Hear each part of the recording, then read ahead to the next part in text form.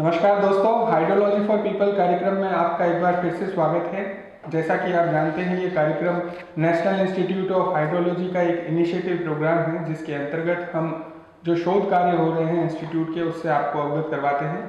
इसी कड़ी में आज हमारे साथ हैं डॉक्टर पीके मिश्रा जी, साइंटिस्ट सी हैं वाटर रिसोर्सेज डिवीजन के अंतर्गत।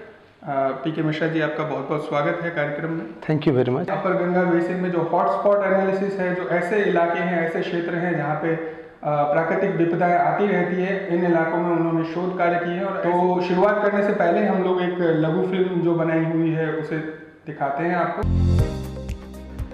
ऊपरी गंगा बेसिन उत्तराखंड राज्य में स्थित है। क्षेत्र में कई प्रकार की प्राकृतिक आपदाएं जैसे बाढ़, भूस्खलन, अतिवृष्टि या बादल फटने जैसी घटनाएं सामान्य हो गई है, जिससे न सिर्फ सरकारी संपत्ति को नुकसान होता है बल्कि जनहानि भी होती है।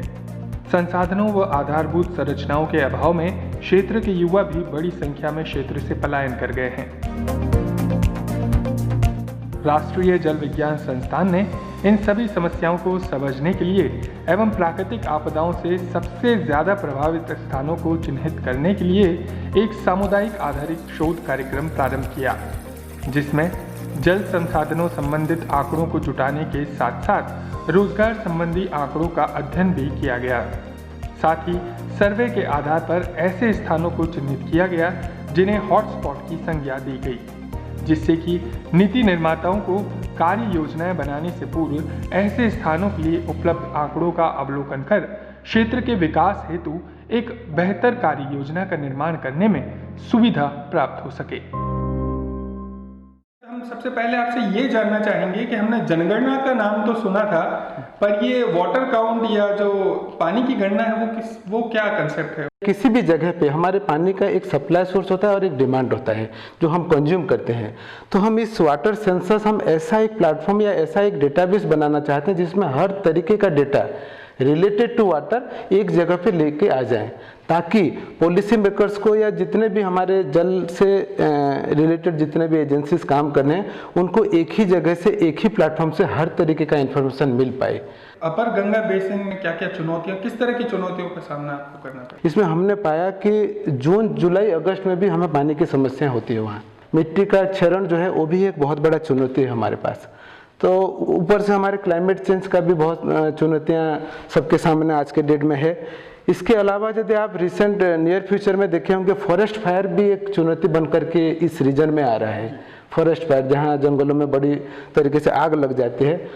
और इसके अलावा एक और चुनौती मैं आपका ध्यान आकर्षण करना चाहूँगा, जिसमें कि माइग्रेशन, जो कई सारे लोग पहाड़ों को छोड़ करके नीचे आ जाते हैं। बेसिक कम्युनिटीज़ की कमी ही एक कारण हो सकता है, जो माइग्रेशन, लोगों की मास वहाँ से आना। हॉटस्पॉट एनालिसिस जो है, आपने जो शोध कार्य किया है प्राकृतिक संसाधनों के संरक्षण के लिए, जिसे मैं कहूँ तो किस तरह से उपयोगी है? 5 साल की स्टडी DST ने इसको स्पॉन्सर किया है, national mission for sustaining Himalayan ecosystem. बहुत इंटेंसिव फील्ड बेस्ड स्टडी है, जिसमें कि आपको गांव लेवल में जा करके क्वेश्चनर बेस्ड हमने एक प्रोफार्मा बना है, उसको ले करके गांव में जाएंगे, वहां लोगों से बातचीत करेंगे, फोकस ग्रुप डिस्कशन करेंगे, वहां से इंफॉर्मेशन ले करके फिर हम सेंसस डेवलप करेंगे और जो समस्याएं हैं हॉटस्पॉट को भी हम एनालिसिस करके GIS माध्यम से, रिमोट सेंसिंग माध्यम से हम उसको आइडेंटिफाई करेंगे।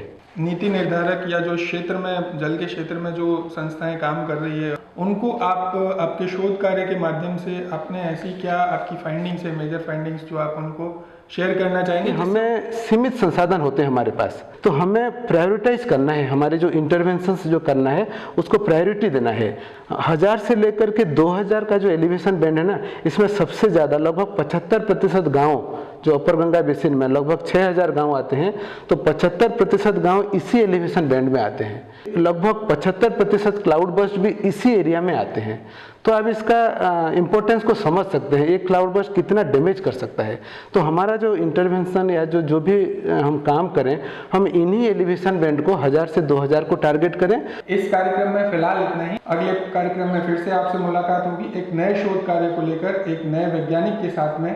तब तक के लिए मुझे दीजिए इजाजत। नमस्कार। नमस्कार।